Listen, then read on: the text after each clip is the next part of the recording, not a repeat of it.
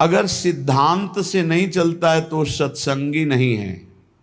सत्संगी और सांसारिक में इतना ही अंतर है कि सांसारिक पुरुष की मन बुद्धि में जैसा आया वैसा कर बैठता है, और सत्संगी उसके मन बुद्धि में जब कोई बात आती है तो उसको प्रमाण खोजता है।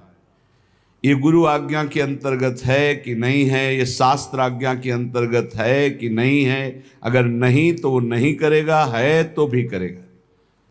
तो फिर उसका अध्यात्म में प्रवेश हो जाएगा। इसीलिए कह रहे हैं यहाँ सिद्धांत कि प्रथम होई हरि कृपा तब ही श्रद्धा उपजावे, साधु संग में प्रीति बढ़े, पुनि सद्गुण गावे। सबसे पहले हरि की कृपा हुई कि मनुष्य देह मिला। दूसरी कृपा हुई कि हमारी श्रद्धा भगवान और भगवान के भक्तों में हुई। ये भगवान की तरफ से मिली श्रद्धा है।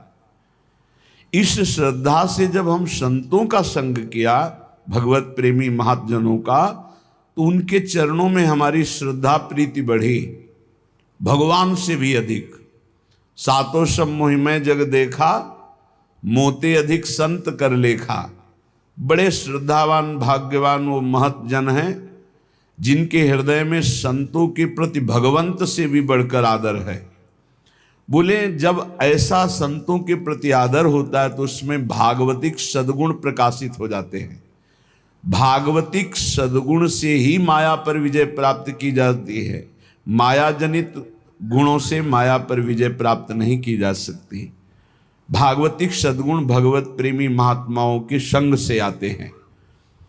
जब किसी भगवत प्रेमी महात्मा को अपना प्रभु मान लिया जाता है, उनकी आज्ञा पालन की जाती है, तो भजन क्रिया जाने तब शब्द अर्थ पहचाने, होई अनर्थ निवृत्ति ज्ञान विज्ञान बखाने।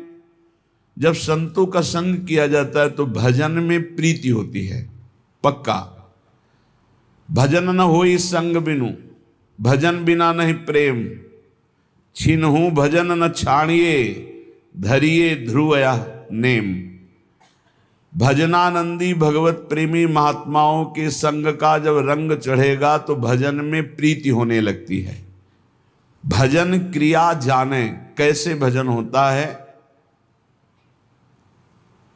निरंतर भजन करने के लिए एक प्रक्रिया बताई थी आप लोगों को, अगर याद हो, कि अपनी जबान का अग्रभाग ऊपर के दांतों के जोड़ पे ऐसे लगा के बंद कर लो। अब मंत्र चलाओ, नाम चलाओ, तुम्हारी मौन स्थिति रहने लगेगी और निरंतर मंत्राकार वृत्ति। पर ये अभ्यास से होगा, एक दिन में नहीं हो जाएगा। देखो ऊपर के जो दांत हैं उनके जोड़ में ऊपर मसूड़ों के पास अपनी जिह्वा का अग्रभाग मोड़ कर लगाइए और ओठ बंद कर लीजिए। फिर नाम चलाइए। हवा जो श्वास बार बार आ जा रही उसकी ठसक में नाम मंत्र को उच्चारण कीजिए, जिससे भौरा गुनगुनाता है अंदर से। चल रहा है। इसको थोड़ा और जब ऊपर तालू के कर देते तो इसे खेचरी मुद्रा कहते हैं। इससे जो रस निकलता है वो बहुत पवित्र होता है, अंतःकरण को बहुत शीघ्र निष्पाप कर देता है। पर ये विषय पुरुष नहीं कर सकता, उब जाएगा थोड़ी देर में। अगर ये प्रक्रिया बनी रही तो आपको बोलने की हिम्मत नहीं रहेगी। कोई बात करेगा तो जहर जैसा लगेगा कि ये मंत्र छूट जाएगा अगर इससे बात करेंगे। प्रारंभिक दशा में बहुत निरंतर भजन करने के लिए ये प्रक्रिया हमारे काम आई। पूर्व में ये बहुत काम आई। तभी हमसे पूछा जाता था, तुम्हारे वाणी है, तुम बोल लेते हो? ऐसी स्थिति में रहते थे। यहाँ वृंदावन में जिस आश्रम में रहते थे 8 महीना हो गए होंगे किसी से राधे श्याम नहीं बोले थे। तो उन्होंने एक दिन कहा, महात्मा तुम बोल लेते हो, तुम्हारे जबान है? तो हम कहा जी। यहाँ किसी से आप राधे राधे नहीं करते, जरूरत नहीं। जब राधे से राधे राधे हो रही तो और राधे राधे क्या करना है। अच्छा, क्योंकि अब वो जो जिस स्थिति में वही की बात समझेगा, आगे का तो समझेगा नहीं। आप अगर ये अभ्यास पकड़ लें तो निरंतर भजन करने की वृत्ति में पहला मौन और दूसरा निसंकल्प स्थिति जागरण कर देगा। और जो आपके अंदर अधिक मात्रा में रस निकलेगा जबान के नीचे से, इस प्रक्रिया से निकलता है। और ऊपर कर ले खेचरी मुद्रा में तो अमृत जैसा रस निकलता है, बहुत दिव्यता आती है। भूख प्यास पर विजय प्राप्त करने की सामर्थ्य इसी रस से आती है। ये यौगिक क्रिया है। ऐसे करके ये मुद्रा है, शांत, आँख खुली है बंद, मंत्र चल रहा है। देखो आप कर सकते हो, आप लोग किए, मंत्र चला रहे हैं, एकांत में इस क्रिया को करके देखना। भजन क्रिया जाने तब शब्द अर्थ पहचाने। ये आप साधारण मत समझना, जो आपको नाम मिला है, मंत्र मिला है, इसका अर्थ प्रकाशित होता है। इष्ट देव जैसे जैसे आपका मंत्र चलेगा, आपके हृदय में द्रवण क्रिया होगी। उस द्रवण क्रिया में सबसे बड़ी सावधानी है कि किसी से प्रियता ना होने पावे, नहीं हटा नहीं पाओगे। द्रवण क्रिया में यदि किसी से प्रियता हो गई तो छाप लग जाएगी। हृदय द्रवित होता है मंत्र जपने से, ध्यान रखना। उस समय किसी से भी अपनापन ना होने पावे। किसी से अपनापन हुआ तो इतने जोर का होगा कि उसे मिटाने के लिए फिर और डट के भजन करना पड़ेगा। हृदय में जब द्रवण क्रिया हो, ऐसा बावरापन चढ़े, तो उसे बिल्कुल बाहरी उदासी रखना चाहिए, किसी से प्रियता नहीं, तो सीधे इष्टाकार वृत्ति होती है। सारे अनर्थों का नाश हो जाता है। जो पाप कराने वाली प्रवृत्ति है, वासना और जो पाप, दोनों का, बोले होई अनर्थ निवृत्ति। जब साधु संग हुआ तो साधु संग से, गुरुजनों के प्रताप से भजन करने की पद्धति पता चली, कैसे भजन निरंतर किया जाता है। उससे हमारे हृदय में भजन का अर्थ प्रकट हुआ। उस अर्थ से सारे अनर्थ की निवृत्ति हो गई। पाप प्रवृत्ति, पाप, इनका नाश हो गया। तो बोले होई अनर्थ निवृत्ति। और जहां अनर्थ निवृत्ति हुई तो ज्ञान विज्ञान बखाने, अंदर ज्ञान जागृत हो गया। विज्ञान, जो ज्ञान हुआ उसका अनुभव हो गया उसे। थोथा ज्ञान नहीं, केवल वाणी वाला, अनुभव में आ गया, क्योंकि भजन है। ज्ञान विज्ञान बखाने, फिर निष्ठा इष्ट विषय बढ़ गए, मन निश्चल होई, छिन छिन रुचि उपजाई, नेह जग के सब खोई। अपने इष्ट की निष्ठा उसके हृदय में इतनी बढ़कर जागृत हो जाती है, अब कोई भी लाभ हानि प्रलोभन उसको अपने इष्ट से अलग नहीं कर सकता।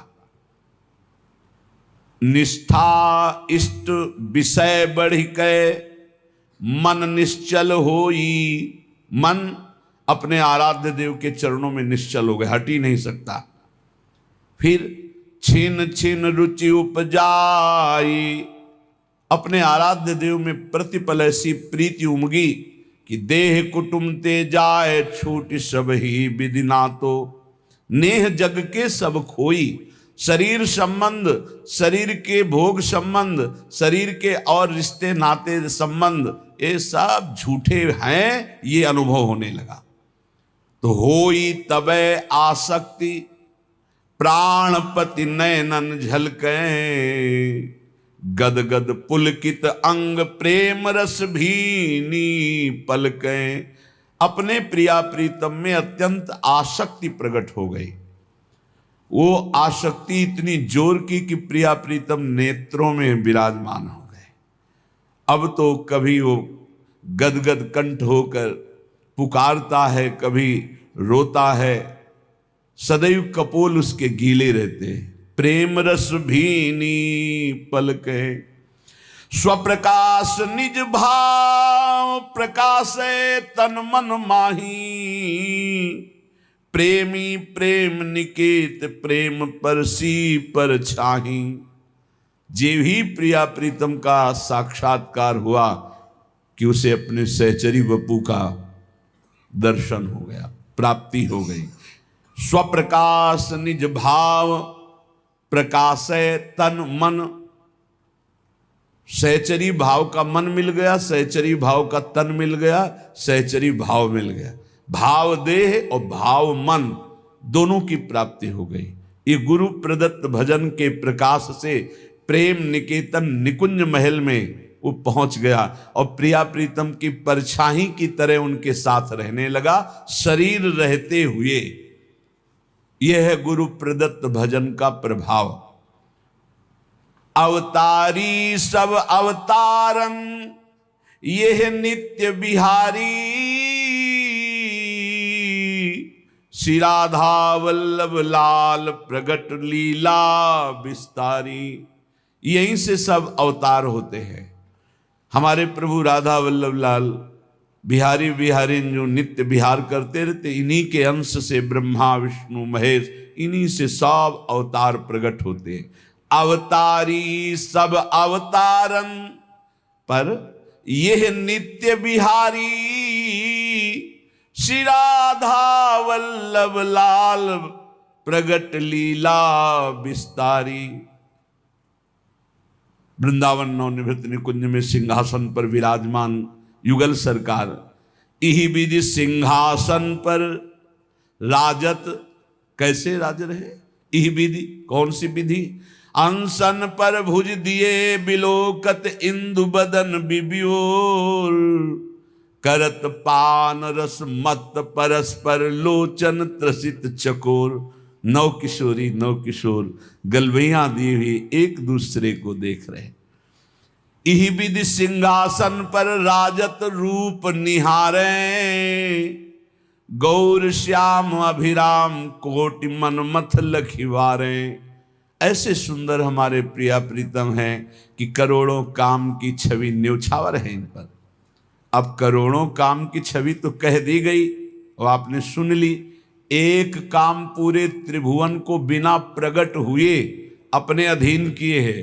अगर प्रकट हो जाए तो इतना सुंदर है कि त्रिभुवन में काम से सुंदर कोई है ही नहीं। काम और रति से बढ़कर कोई सुंदर नहीं।